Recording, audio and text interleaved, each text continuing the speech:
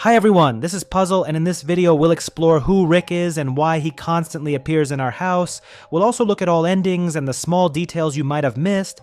Be warned that there may be spoilers in the video. We'll also take a peek behind the forbidden door in the basement and find out where the staircase behind it leads. By the way, did you know why Rick came to us from outside last time rather than from inside the house? It's quite simple. He did this because the man who asked for a ride and came to our house at night knocked on the basement door to Rick. This made Rick come out and knock on the house from the street. This also confirms that if you're asleep and wake up, then look out the window, you'll see the basement door on the street open for the first time.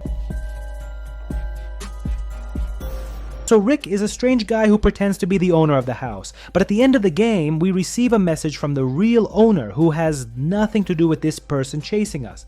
However, how did this maniac get into our house? Let me explain it. Before we continue, I'd really appreciate it if you could support my small growing channel by liking and leaving any comment. It really helps. So let's start with the ending. In the good ending of the game, Rick, who was in our house, disappears. The protagonist mentions this in the text after completing the game. She also notes that, in her opinion, this Rick lived in the house secretly when no one was staying there. We can understand this when we go down to the basement at night and hear snoring.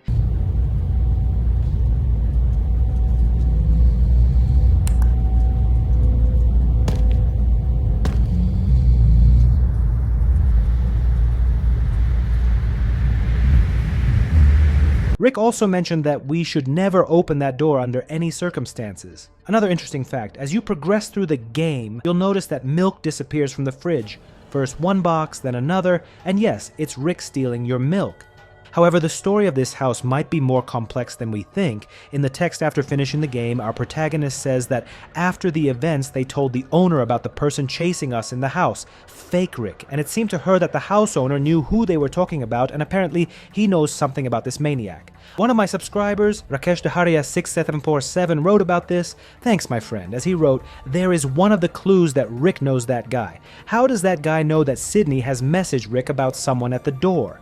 Agree, it's really strange, but I'm sure, as I mentioned earlier, that the banging in the basement woke Rick up and made him come to us. Besides, when he came to us, he didn't ask about the message, he asked what was going on here.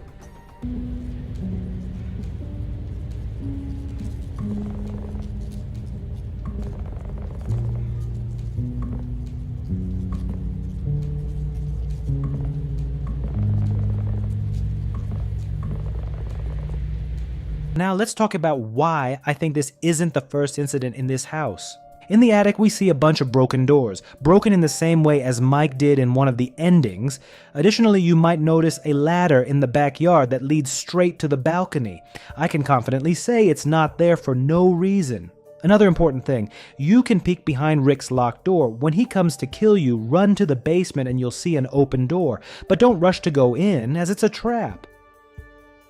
However, you can see that there's a ladder leading, as you might guess, to the street, so Rick can quickly climb in and out of the basement. Also, in one of Rick's dialogues, he says the phrase, "home sweet home." This same phrase is written on the basement door from the street. Coincidence? I don't think so. By the way, I talked about this in detail in yesterday's video, where I showed all the Easter eggs in this 5th episode. If you haven't seen it, be sure to check it out right after this video.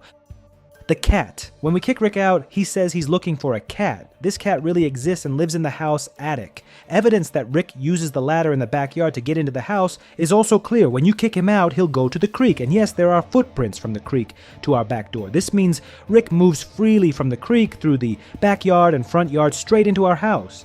He already has many routes here. Also, at night, you can see fresh tracks from his basement to our car. Returning to why fake Rick knows the real Rick who owns this house. First, fake Rick uses his name, which means they were at least acquainted. Second, fake Rick knows about the booking site where we reserved this house. My theory is that maybe this fake Rick was one of the tenants who, like us, lived here but later decided to stay, knowing that the real owner is far away and doesn't check the property. Fake Rick came up with a clever plan to stay in the basement during guest arrivals and also live there freely when no one is around. That's why we see his figure in the window when we drive up to the house. Most likely Rick was sitting in that room and watching TV. We also see that Rick knows this house well. He knows where the sink is broken, how the washing machine works, and how the shower works. He clearly has been living there for a long time. It's possible that he was once a tenant like us, but then went mad and decided to stay there forever. So you can see how he goes mad when we kick him out of the house. Maybe this happens because it triggers him. He might have been kicked out of this house before. That's why in every phrase, we hear from him that we can't kick him out of his own house.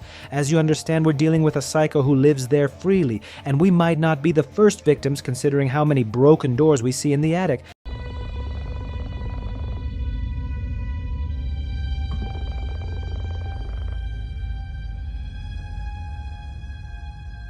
What do you think, guys? Leave your thoughts in the comments and please subscribe to the channel. I'd really appreciate it. This was Puzzle, and I'll see you in the next video.